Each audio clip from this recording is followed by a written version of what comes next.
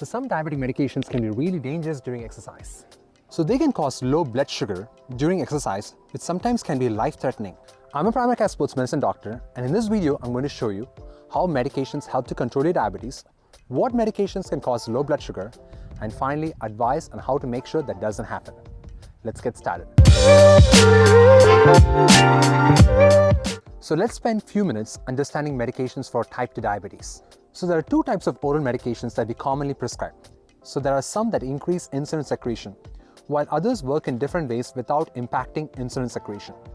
Luckily, we only use one class of this insulin secreting group, and that group is called as sulfonylurea, and the medications in this class include Glipizide, Glimepiride, Glyburide, or Glibenclamide. So these are all generic names for this medication. So I want you to take your medication list and see if you're on these medications. Sometimes you'll see the trade name and you have to find the generic name of that particular medication that you're taking. For example, here it might say Glipizide, but the generic name is Glibenclamide, which belongs to the sulfonylurea group. You can always Google the trade name in order to find the generic name.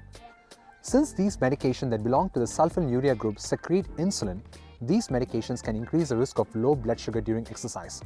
So you have to be careful when you take these medications. Now let us now discuss other medications that are commonly used to treat type 2 diabetes. Generic drug Metformin is a common prescription. When people have insulin resistance, insulin is not able to work properly. Normally, insulin acts like a boss to the liver, telling it when to release glucose. But in insulin resistance, insulin is not the boss. That means the liver starts pouring sugar into the blood. The metformin stops that from happening. Generic drug pioglitazone improves insulin sensitivity, which improves the absorption of blood sugar into the muscles. Newer generic drugs like sitagliptin, linagliptin, Tradjenta, liraglutide, semaglutide, they all increase the hormone GLP-1. Some medications that I listed now will directly increase GLP-1 hormone and some increase GLP-1 indirectly. GLP-1 actually decreases appetite by slowing the emptying of the stomach. Finally, SGLT2 inhibitors. Some of the generic names are canagliflozin, dapagliflozin. So these are type of medications that work on the kidneys. When a person's blood sugar rises about 180 mg per deciliter, sugar starts spilling into the urine. The kidneys tries to reabsorb some of the sugar, thereby increasing blood sugar. This medication prevents them from happening so that a person starts to excrete blood sugar. This way, the blood sugar levels drop. When sugar spills in the urine, it also brings a lot of water with it, which might increase the risk for dehydration. So you have to be careful when you exercise under hot, humid conditions if you're taking this medication. Let us now discuss insulin. Sometimes people with high blood sugar are prescribed insulin. Although type 2 diabetes is caused by high insulin resistance, high blood sugar can sometimes shut down the pancreas, making it act like type 1 diabetes, almost like insulin deficiency.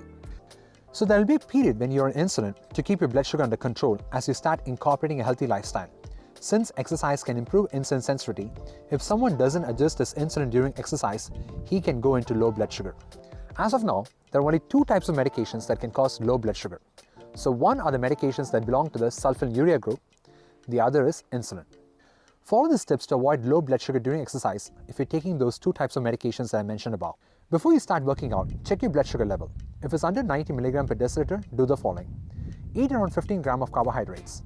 One banana or one orange should be enough. This will raise your blood sugar levels quickly.